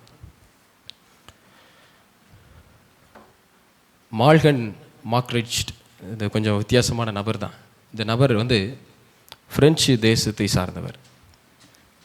அந்த ஃபோட்டோவில் கண்ணாடி போட்டிருக்கிறவர் தான் அவர். வயசான காலத்தில் அப்படி இருக்கிறாரு. அந்த பக்கத்தில் இருக்கக்கூடிய கிட்டி அப்படின்னு போட்டிருக்கிறவங்க, அதாவது கேத்ரின்னு சொல்லலாம், அந்த தேசத்தில் கிட்டின்னு சொல்லுவாங்களாம், அவங்களுடைய மனைவி. உண்மையான நடந்த நிகழ்வு. இப்போவும் நீங்கள் போயிட்டு சர்ச் பண்ணி அவங்களுடைய ஹிஸ்ட்ரி, வாழ்க்கை சரித்திரத்தை படிச்சிங்கன்னு சொன்னால் அதனுடைய விளக்கத்தை போட்டிருக்காரு. ஒரு நாள் என்ன செய்ய, அவர் வெளிநாட்டில் இருந்தவர் தான், பிரெஞ்சு தேசத்தில் இருந்தவர். அயல்நாட்டில் இருந்து என்ன செய்யறாருன்னா இந்திய தேசத்துக்கு வராரு. ஒரு மிஷினரியாக வராரு, ஊழியஞ்சனன் தான் வராரு. வந்தவர் என்ன பண்ணுறாருன்னா, அந்த ஊர்லலாம் பார்த்தீங்கன்னா அந்த ஆற்றுல குளத்துலலாம் குளிக்கிறது அவ்வளோ சுலபம் கிடையாது. பொதுவாக இருக்கான்னு எனக்கு தெரியல அதிகமாக, ஏன்னா நம்ம அங்கே போகலை. ஆனால் நம்ம ஊரில் பார்த்தீங்கன்னா பவானி ஆறு இருக்குது, காவிரி ஆறு இருக்குது, இந்த மாதிரி நிறைய ஆறுகள், குளங்கள், ஏரிகள், வாய்க்கால்கள் உண்டு. இதை பார்த்துட்டு என்ன செய்கிறார் அப்படின்னா, குளிக்கணும்னு அவருக்கு ஆசை வந்துச்சு, போய் குளிக்க போயிட்டார். குளிக்க போன மனுஷன் குளிச்சுட்டே இருக்கிறாரு, ரொம்ப சந்தோஷமாக தண்ணியை அடித்து விளாட்றாரு, நல்லா ஸ்விம் பண்ணுறாரு, நீச்சல் அடிக்கிறாரு, எல்லாம் பண்ணிகிட்டே இருக்கிறார். இந்த கரையிலேருந்து அந்த கரைக்கு எட்டி பார்க்குறாரு, அங்கே ஒரு ஸ்திரீ இருக்கிறது பார்த்தார். அந்த ஸ்திரீயை பார்த்தோன்னே இவருக்குள்ள ஒரு எண்ணம் என்ன ஆயிடுச்சு அப்படின்னா, எப்படியாவது அந்த ஸ்திரீயிடம் போகணும் அப்படின்னு ஒரு எண்ணம் தவறாக வந்துருச்சு. இவர் யோசிக்கிறார், போகலாமா வேண்டாமா, நம்ம பண்ணுறது தப்பேன்னு யோசிக்கிறார். இந்த சாட்சி அப்படியே நான் சொல்கிற வார்த்தைலாம் அப்படியே முத்து முத்தாக எழுதியிருக்கிறாரு. வெட்கப்படலை மனுஷன், அவருடைய வாழ்க்கையில் நடந்த விஷயத்தை சாட்சியாக வெளியிட்டிருக்கிறார். அதை பார்க்குறாரு. அந்த பக்கம் போகணுன்னு சொன்ன உடனே என்ன பண்ணுறாரு, ஒரு உள் நீச்சல் சொல்லுவோம் இல்லையா, உள் நீச்சல் அடித்து இந்த கரையிலேருந்து அந்த கரைக்கு போயிட்டார். அந்த கரைக்கு போனதுக்கப்புறம் அந்த ஸ்திரீ பக்கத்தில் நிற்கிறாங்க. ஸ்திரீ எப்படின்னா அந்த பக்கம் அந்த கரை ஓரத்தை பார்த்து அவங்க திரும்பி நிற்கிறாங்க. போன உடனே அவர் என்ன பண்ணிட்டாருன்னா கட்டி பிடிச்சிட்டார். உடனே அந்த ஸ்திரீ யார் என்ன கட்டி பிடிச்சது இப்படி திரும்பி பார்க்குறாங்கன்னா, வயதான ஒரு கிழவி அங்கே நின்னாங்களாம். இவருக்கு உடனே மனசு, ஆட கடவுளே, நான் என்னவோலாம் நினச்சிட்டு வந்தேன், எப்படியே ஆயிடுச்சேன். இது இருக்குங்க, சாட்சியாக போட்டிருக்கிறத நான் அவ்வளோ விளக்கமாக இப்படி சொல்கிறேன். திரும்பி பார்த்தோன்னா பல்லு இல்லை. சரி, இதுதான் பிரச்சனை, வயதாயிருச்சோன்னு பார்த்தா சரீரத்தில் தொழுநோயினால் பாதிக்கப்பட்ட ஒரு ஸ்திரீயாக இருந்திருக்கிறாங்க. சரி, இப்படி உடம்பெல்லாம் இருக்கே, இவங்களை போய் நம்ம இப்படி நினச்சி கட்டி பிடிச்சிட்டோமேன்னு சொல்லிட்டு இவருக்கு ஒரே வருத்தம், துக்கம். வருத்தப்பட்டு என்ன, துக்கப்பட்டு எங்கே போவேன், அது எங்கே யோசிச்சிருக்கணும், அக்கறையில் இருக்கும் போதே. அவர் சாட்சி இப்படிலாம் பகிர்ந்து கொள்வார் நான் நினச்சே பார்க்கல. சில நேரத்தில் நம்மளுடைய சாட்சி நம்ம சொல்கிறதுக்கு வெக்கப்படுறோம், சில நேரத்தில் சொல்லவே மாட்டோம். இதெல்லாம் சொன்னால் என்ன நினைப்பாங்க. கிறிஸ்துவுக்கு முன்னாடி நீங்களும் நானும் ஒன்றுமே கிடையாது. அற்ப மனிதனிடத்தில் கிறிஸ்து செய்த ஒரு உண்மையை சொல்கிறதுக்கு நமக்கு வாய் வர மாட்டேங்குது. சில நேரத்தில் இந்த மனுஷன் எழுதுறாரு, இப்படி எழுதுறாரு. அவர் இருதயத்தில் நினச்சாராம், ஆண்டவரே இப்படி என் இதயம் யோசித்து விட்டதேன்னு எழுதுனாராம். அதான் ஹைலைட் பண்ணி அந்த பிளாக் மார்க்கில் அவங்க போட்டது அந்த வார்த்தை. இவ்வளவு தூரம் நான் இதுவெல்லாம் பண்ணேன், இப்படி ஒரு ஆசை எனக்கு வந்துச்சு, ஆனால் கடைசியில் அது முற்றிலும் இருளில் மூழ்கி விட்டது. ஒருவேளை ஒரு வாலிப ஸ்திரியாக இருந்தால் ஒருவேளை தவறு நடந்திருக்கலாம், நமக்கு தெரியாது. அந்த சரித்திரத்தை வாசிக்கும் போது எனக்கு அப்படி தான் தோணுச்சு. ஆனால் அங்கே இப்படி நடந்து அது ஒரு சாட்சியாக அன்னைக்கு மாறி நிற்கிது பாருங்க. நம்ம இருதயம் எப்படி இருக்கு, தீர்மானிக்கணும், அறிக்கை இடணும், சார்ந்து இருக்கிறது அவசியம் என்பதை நீங்கள் மறக்காதீங்க. அப்போ இன்றைக்கு எதிலிருந்து அப்படின்னு சொல்லும்போது உலக இச்சைகளுக்கு நோ சொல்ல பழகணும். இல்லையா? வாசிப்போமா? தீத்து 2:11-13 சொல்லுது, ஏனெனில் எல்லா மனுஷருக்கும் இரட்சிப்பை அளிக்கத்தக்க தேவ கிருபையானது பிரசன்னமாகி நாம் அவபக்தியையும் லௌகீக இச்சைகளையும் வெறுத்து, லௌகீக இச்சை என்னன்னு தெரியுதா? உலக இச்சைகள், சரிங்களா? உலக ஆசைகளை வெறுத்து தெளிந்த புத்தியுள்ளையும் நீதியையும் தேவ பக்தியும் உள்ளவர்களாய் இவ்வுலகத்திலே ஜீவனம் பண்ணி நாம் நம்பியிருக்கிற ஆனந்த பாக்கியத்திற்கும் மகாதேவனும் நமது இரட்சகருமாகிய இயேசு கிறிஸ்துவனுடைய மகிமையின் பிரசன்னமாகுதலுக்கும் எதிர்பார்த்து கொண்டிருக்கும்படி நமக்கு போதிக்கிறது. நம்மெல்லாம் ஒரு வித்தியாசமான ஆளுங்க. நம்ம எவ்வளவு விசேஷமானவர்கள், எவ்வளவு ஒரு ஸ்பெஷலான ஒரு கூட்டம்ன்றத அடிக்கடி இல்லை எப்பவுமே மறந்துடுறோம். சம்டைம்ஸ்ன்ற வார்த்தை அட்வென்டிஸ்டுக்கு ஒத்தே வராது. ஆல்வேஸ் எனி டைம்ன்றதான் ஒத்து வருது. இப்போ அதுலேயே தட்டு தடி மாதிரி ஏறி மேலே எப்படியாவது ஆண்டவர் பாதத்தில் விழணும் அப்படின்னு நினைக்கிறாங்க. ஒருத்தருக்கு பத்திரிகைக்கு ஃபோன் பண்ணேன், கிருஷ்ணகிரி பகுதியில் ஒரு அண்ணனுக்கு. ஆனால் எப்படி இருக்கீங்க என்ன தம்பி? சூப்பராக வீடியோ இருக்குப்பா, நல்லா பிரசங்கம் பண்ணுற, எப்படியோ வருவேன்னு நினச்சேன், எப்படியோ வந்துட்டேன் அப்படின்றாரு. அது நல்லா சொன்னாரா எப்படி சொன்னாரு தெரியல, கடைசியில் நல்லா தான் சொன்னார்னு புரிஞ்சுக்கிட்டேன். ரொம்ப பயங்கரமாக இருக்குது. ஒரு வாரம் சொன்னேன், எப்படியோ ஒன்றுப்பா, தட்டு தடுமாறியாவது பரலோகத்துக்கு வந்திருப்பா அப்படின்ட்டாரு. எனக்கு அப்போ தான் நான் பெருசாக யோசிக்க ஆரம்பித்தேன். அவர் சொன்ன ஒரு வார்த்தை எனக்குள் பல கேள்விகளை எழுப்பினது. நான் சொல்கிறது உங்களுக்கு புரியுதா? இப்போ எப்படியாவது தட்டு தடுமாறி பரலோகத்துக்கு வந்துடுமா? அதுக்கு முன்னாடி என்ன சொன்னாரு? நல்ல பிரசங்கம் பண்ற, நல்ல பாட்டு பாடுற, நல்லா இருக்கிற, நல்ல சர்ச். அப்ப சாத்தான் யாருக்கு வேணாலும் எப்படி வேணாலும் எதற்குள் வேணாலும் நுழைவான். அந்த இருளில் நீங்களும் நானும் சிக்கிவிடக்கூடாது என்பதுதான் இந்த நாளில் ஆண்டு நமக்கு கொடுக்குற செய்தி. ஒரு 2 நாள் முன்னாடி தான் காரில் வந்துட்டே இருக்கும்போது ஃபோன் அடித்தேன். அப்படி சொல்கிறார், எப்படியாவது தட்டு தடுமாறி பரலோகத்துக்கு வந்து சேர்ந்துருப்பாங்கிறார். அப்போது அவருக்கு தெரிஞ்சிருக்கு ஏதோ ஒரு ரகசியம். அந்த ரகசியம் அந்த வார்த்தையினால எனக்கு தெரிய ஆரம்பிச்சிருச்சு. ஜெபம் வேணும், ஆண்டரோடு இருக்கக்கூடிய உரையாடல் வேணும்னு நான் பழகி கொண்டேன். அதிகமாக வேணுன்றதை நான் பழகி கொண்டேன் என்பதை மறக்க வேண்டாம். 2வது, தேவ சித்தத்திற்கு ஆம் என்று சொல்லணும். 1 யோவான் 2:15-17 என்ன சொல்லுது? உலகத்தில் உள்ளவைகளிலும் அன்பு கூறாதிருங்கள். ஒருவன் உலகத்தில் அன்பு கூர்ந்தால் அவனிடத்தில் பிதாவின் அன்பில்லை. ஏனெனில் மாம்சத்தின் இச்சையும் கண்களின் இச்சையும் ஜீவியத்தின் பெருமையுமாகிய உலகத்தில் உள்ளவைகள் எல்லாம் பிதாவினால் உண்டானவைகள் அல்ல, அவைகள் உலகத்தில் உண்டானவைகள். உலகமும் அதன் நிச்சயம் ஒளிந்து போம், தேவனுடைய சித்தத்தின்படி செய்கிறவனோ என்றென்றைக்கும் நிலைத்து நிற்பான். பார்க்கறதெல்லாம் அவருக்கு அந்த கதையில் பார்த்தோம்ல, அந்த மனுஷனுக்கு எப்படி தோணிருக்கும்? பார்க்கும்போது ஏதோ ஒரு ஸ்திரீ அழகான வாலிபுள்ள குடிச்சிட்டு நினச்சி தான் போனார். அநேக விஷயத்தில் இன்றைக்கி நாம் வாலிபு பிள்ளைகள் பார்ப்பதற்கு தண்ணி காணல் நீர் போல் இருக்கும், அங்கே போய் பார்த்தா தான் தெரியும் ஒன்றுமே இல்லைன்னு. மயங்க வேண்டாம், மயங்கி விட வேண்டாம் என்பதை மறந்து விடாதீர்கள். 3வதாக, எல்லை மீறாமல் அளவோடு அவசியமானவைகளை அனுபவிங்கள். இது கொஞ்சம் நல்லா இருக்கேன்னு பார்த்தேன் படிக்கும் போதே. இப்போ யூஸ் பண்ண சொல்கிறாரோ அப்படின்னு. எதை சொன்னாருன்னு வசனத்தை பார்த்தா தான் புரியுது. நறுக்குன்னு மண்டையில் ஏறுது. 1 கொரிந்தியர் 10:23 என்ன சொல்லுது? வாசிங்க பார்ப்போம். எல்லாவற்றையும் அனுபவிக்க எனக்கு அதிகாரம் உண்டு, ஆகிலும் ஆனாலும் மறுபடியும் சொல்ற இந்த ஆகிலத்துக்கு அப்புறம் தான் நமக்கு பிரச்சனையே. ஆகிலும் தகுதியாயிராது. எது? எல்லாம் எனக்கு தகுதியாயிராது. இப்போ இவரே கேள்வியும் கேட்டுக்கிறாரு, பதிலையும் சொல்லி விட்டுருவார். பவுல் மாதிரி ஒரு ப்ராப்பராக அல்லது ஒரு ஃபென்டாஸ்டிக்கான ஒரு ரைட்டர் நான் யாரையுமே பார்க்கல பைபிளில். அடிக்க மாட்டார் எப்படின்னு, ஆனால் அடிச்சிருப்பார். குத்த மாட்டார், ஆனால் குத்திருப்பார். புரியாத மாதிரியே இருக்கும், ஆனால் புரிய வச்சிருப்பார். அதுதான் பவுலுடைய டீச்சிங்க. நீங்கள் 4 நற்செய்தி புஸ்தகத்தை தாண்டிட்டு அப்படியே அப்போஸ்தலர் ரோமர்லாம் வந்துட்டீங்கன்னு வைங்களேன், அங்கே ஆரம்பித்து வண்டி ஸ்டார்ட் பண்ணி நேராக எங்கே போய் முடிப்பார்? எங்கே முடிக்கிறாரு? இந்த மாட்டிக்கிட்டீங்களா? பவுல் எத்தனை புத்தகத்தை எழுதினார்? 14 கடிதங்கள்னு சொல்லுவோம், லெட்டர்ஸ் என்று தான் நம்ம சொல்லுவோம். தீத்துனாலும் ஒரு லெட்டர்ஸ் தான், சரிங்களா? தீமோத்தேயுல எழுதி கொடுத்த எல்லாமே அதை லெட்டர்ஸ் தான் சொல்லுவோம். எங்கே முடிக்கிறாரு? இங்கே ஆரம்பித்து எங்கே முடிக்கிறாரு? யூதாவா? ரெவலேஷனா? எபிரேயரா? தீத்துவா? இல்லை பைபிளை புரட்டுங்க. ஓப்பன் பைபிள் ஃபஸ்ட்டு பேஜுக்கு வாங்க. கொஞ்ச நேரத்தில் நான் கொஞ்சம் திணறிட்டேன். எங்கே முடிக்கிறாரு? மத்தேயு, மார்க்கு, லூக்கு, யோவான் நற்செய்தி முடிச்சுட்டு அப்போஸ்தலர் ஆரம்பிக்கிறவர். அப்போஸ்தலர், ரோமர், 1 கொரிந்தியர், 2 கொரிந்தியர், கலாத்தியர், எபேசியர், பிலிப்பியர், கொலோசையர், 1 தெசலோனிக்கேயர், 2 தெசலோனிக்கேயர், 1 தீமோத்தேயு, 2 தீமோத்தேயு, தீத்து, பிலமோன், எபிரேயர். எபின் பதில் சொல்லிட்டாரு. இங்கே நிறைய பேர் ஸ்ட்ரக் ஆகிட்டாங்க. அதனால் கொஞ்சம் ரீவன் பண்ணி பார்த்தேன். யோசிச்சு பாருங்க. அது வரைக்கும் ரொம்ப அழகாக எழுதுவார். அப்போ சொல்கிறாரு, எல்லாவற்றையும் அனுபவிக்க எனக்கு அதிகாரம் உண்டு, ஆகிலும் எல்லாம் தகுதி இராது.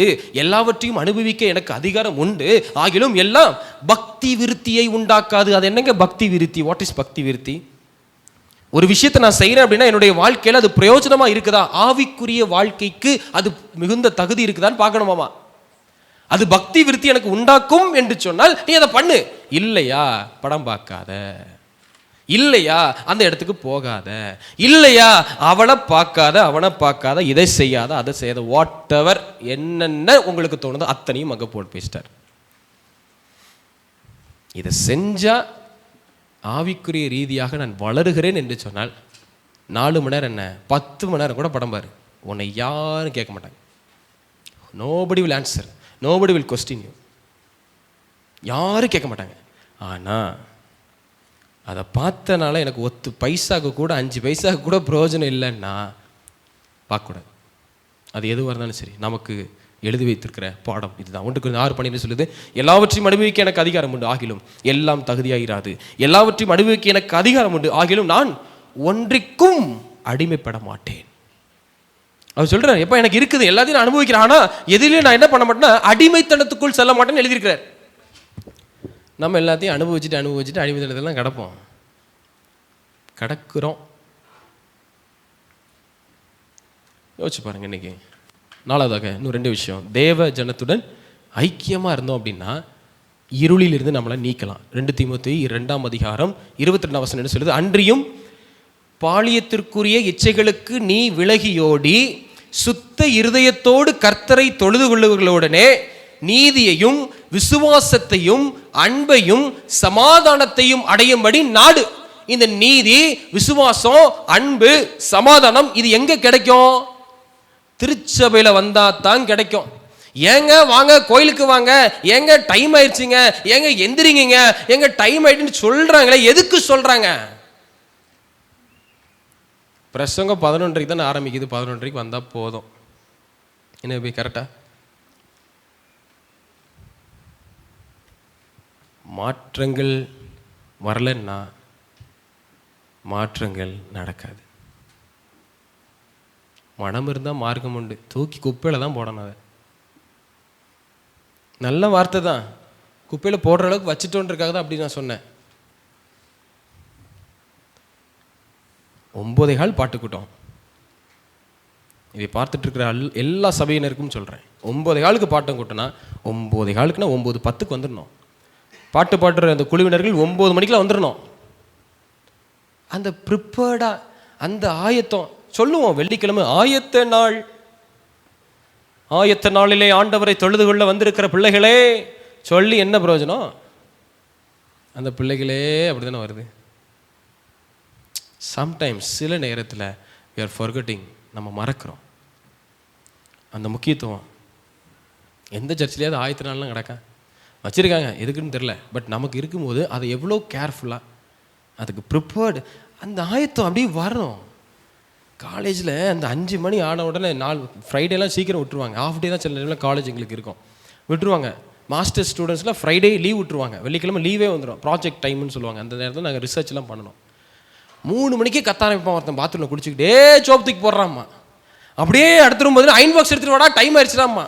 ஒருத்தன் அப்படியே ஷூவில் வலிக்கிக்கிட்டே போவான், ஃபஸ்ட் ரூம்லேருந்து 5th ரூம் வரைக்கும் சல்லுன்னு போவான். அதை பார்க்கும்போதே என்ன எங்கே ஓடுறானுங்க அப்படின்னு தோணும். அப்படி ஒரு ப்ரிப்பரேஷன் பார்க்க முடியும். அந்த ஒரு வேகம் வெள்ளிக்கிழமை நமக்கு வரணும். நிறைய நம்ம சர்ச்சில் நிறைய பேர் சொல்லுவாங்க, டியூட்டி முடிச்சுட்டு வந்தேன் சமைக்க முடியல, வருத்தப்படுறாங்க, வருந்துகிறார்கள். ஆனால் இன்னும் சில திருந்தாதவர்கள் வருந்தவே இல்லையே. ஒரு சிலர் மட்டும் வருத்தப்படுறாங்க. சில விஷயம் தப்பு செய்கிறோம் அப்படின்னா வருந்தணும். அப்புறம் ஆண்டுகிட்ட பேசணும், அறிக்கையிடணும். சொல்ல யூதாஸ் என்ன பண்ணா? வருந்துனா அறிக்கையிடலை. பேதுரு வருந்தி அறிக்கையிட்டார், பிழைச்சார், 3000 பேரை ரட்சிப்புக்குள்ளாக கொண்டு வந்தார். வாசிக்கிறோம். அப்படி வரணும். எல்லாம் நமக்கு தகுதியில் ஆவிக்குரிய ரீதியாக வருது. அன்றையும் பாலியத்திற்குரிய இச்சைகளுக்கு நீ விலகியோடி சுத்த இருதயத்தோடு கர்த்தரை தொழுது கொள்ளுவர்களுடனே. சுத்த இருதயத்தோடு கர்த்தரை தொழுது கொள்ளுதல் என்ன அர்த்தம்? அவங்க தான் தேவனுடைய வார்த்தையின்படி நடக்கிற பிள்ளைகள். தேவனுடைய வார்த்தை நடக்கிற பிள்ளைகள் எங்கே வருவாங்க? சபைக்கு வருவாங்க. அப்போ தேவ ஜனத்துடன் ஐக்கியம் நம்ம வச்சுருந்தோம் அப்படின்னா, குட் பீப்புளோட ரிலேஷன் நம்ம வச்சுருந்தோம்னா, நம்மளுடைய வாழ்க்கையில் இருளை நம்மளால் நீக்க முடியும். அப்படி கெட்டிங் த பாயிண்ட். விளக்கம் புரியுதா? ஒருவேளை நம்ம இப்படி தேவ ஐக்கியத்தோடு தேவ வார்த்தையின்படி நடக்கிற பிள்ளைகிட்ட ஒருவேளை நம்ம சேராமல் இருக்கிறோம் அப்படின்னா, நம்மளுடைய வாழ்க்கையில் இருளுக்கு ஒரு வெளிச்சம் இருக்குல்ல, அது நிரந்தரமாகவே இருக்கும். அப்படி டார்க்காகவே இருக்கும். கடைசியாக தேவ ஜனத்துடன் ஆராதனை செய்யணும். ஐக்கியத்திலே அங்கே புட்டுக்குச்சு அப்படின்னு வைங்களேன், ஆராதனை எங்கே போக முடியும்? என்னங்க பாஸ்டர் அடுத்த லெவலில் யோசிக்கிறீங்க, ஆனால் போகணும்ல. வாசிங்க சங்கீதம் 122:1 என்ன சொல்லுது? கர்த்தருடைய ஆலயத்துக்கு போவோம் வாருங்கள் என்று எனக்கு அவர்கள் சொன்ன போது மகிழ்ச்சியாயிருந்தேன். இன்னைக்கு யார் சொல்கிறா? வந்துட்டா சாபத்து, பாஸ்டர் வருவார், ஒரு மணி நேரம் மைக்கு இறக்கவே மாட்டார் அப்படின்ட்டு தோணுச்சுன்னு வைங்களா, ஐக்கியம் இருக்கும். ஆனால் சில பேர் பாஸ்டர் வந்து எப்போ மைக்கை தூக்குவார், ஒரே டிஃப்ரெண்ட்டே அவ்வளோதான். ஐ மீன் ஒன்று தூக்கினா ஒரு பக்கம், வச்சா ஒருத்தருக்கு சந்தோஷம். வாஞ்சையா இருங்கள்னு வேதம் சொல்லுகிறது. சங்கீதம் 122:4 என்ன சொல்லுது? அங்கே இஸ்ரவேலுக்கு சாட்சியாக கர்த்தருடைய ஜனமாகிய கோத்திரங்கள் கர்த்தரின் நாமத்தை ஸ்தோத்திரிப்பதற்கு போகும். டு பிரைஸ், ஆண்டவருடைய நாமத்தை அங்கு கனப்படுத்துவதற்கும் அவரை மகிமைப்படுத்துவதற்கும் அங்கே போகணும் அப்படிங்கிறாங்க. யோசிச்சு பாருங்க, இன்னைக்கு நம்மளுடைய பிரயாணங்கள் போகிறதாக இருக்கிறதா?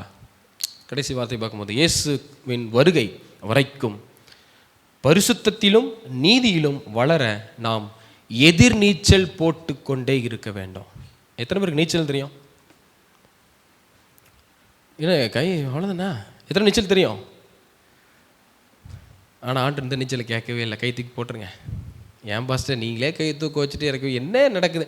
ஆண்டர் இந்த நீச்சலை கேட்கல, அதுக்காக தான் தூக்க சொன்னேன். நல்லா கவனிங்க, இயேசுவின் வருகை வரைக்கும் பரிசுத்தத்திலும் நீதியிலும் வளர நாம் எதிர் நீச்சல் போடணும். நான்லாம் குளிக்கும்போது பார்த்தீங்கன்னா அந்த நீச்சல் கொஞ்சம் தெரியும். பெருசாக என்ன நீச்சல்? கடப்பாறை நீச்சல் எனக்கு தெரியும். கடப்பாறை நீச்சல் எத்தனை பேர் தெரியும்? நீச்சல் தெரியாதவங்களுக்கு தான் கடப்பாறை நீச்சல் தெரியும். கடப்பாறையை நீங்கள் உள்ளே போட்டிங்கன்னா சும்மா சொல்லுன்னு உள்ளே போயிட்டே இருப்பான், நிற்கவே மாட்டான். அப்படின்னு அர்த்தம், அது இரும்பு உள்ளே போயிடும். அந்த நீச்சல் தான் நிறைய பேருக்கு இன்றைக்கி தெரியும். ஆனால் வருவான், குதிப்போமா, விழுவோமா அப்படிமா. ஆனால் இங்கே ஒன்றும் தெரியாது, சும்மா பில்டப் தகர டப்பாவாக தான் இருப்பாங்க. ஆனால் இன்றைக்கி எதிர் நீச்சல் எப்படின்னா, தண்ணி இப்போ வலது பக்கத்துலேருந்து இடது பக்கம் இப்படி வருதுன்னு வைங்களேன், அங்கே நின்றுட்டு நான் நீந்துறேன், தண்ணி ஏற்கனவே கொண்டு போயிட்டுருக்குன்னு தெரியாமல் நான் நீந்திட்டு இருக்கிறேன், நீச்சல் அடிக்கிறேம்மா. ஆனால் கிறிஸ்து கேட்குறது அந்த நீச்சல் இல்லை, எதிர் நீச்சலை கேட்குறார். லெஃப்ட் டு ரைட் போ, இங்கேருந்து அடி. எவ்வளோ கஷ்டமாக இருக்கும், கையை தூக்கி இப்படி போட்டு காலை 2 உதச்சி மறுபடியும். கிறிஸ்துவ வாழ்க்கை அப்படி தான். எதிர் நீச்சலை நாம் கற்றுக்கொள்ள வேண்டும். தண்ணிக்குள்ளே போய் அடிக்கணும்னு அவசியமே இல்லை, அதுலேருந்து நமக்கு காப்பாற்றிட்டாரு. அந்த தண்ணியை சொல்லவே இல்லை அவர். எதிர்நீச்சல் நம்ம வாழ்க்கையில் அவசியமாக இருக்கிறதே மறக்கணும். என்னென்ன பார்த்தோம்? நமக்குள் இருக்கும் இருளை நீக்குவதற்கு முதலாவது நான் செய்ய வேண்டியது தீர்மானங்கள் எடுக்கணும். தேவனை சார்ந்து நான் இருக்க வேண்டும். 3வது அறிக்கை இடுங்கள். 4வதாக விட்டு விலகுங்கள். இந்த 4 காரியம் நம் மனதிலே செய்யும் போது நம்முடைய வாழ்க்கையில் இருள் இருக்கும் என்று சொன்னால் முற்றிலுமாக நம் கர்த்தர் அதை நீக்கி போடுவார். அந்த விசுவாசம், அந்த ஒரு நம்பிக்கை நமக்குள்ள வரட்டும். அது வரணும்னு சொல்லி பிரயாசப்படுவோம். கர்த்தர் நம்ம ஒவ்வொருவரையும் ஆசீர்வதிப்பாராக. ஆமென்.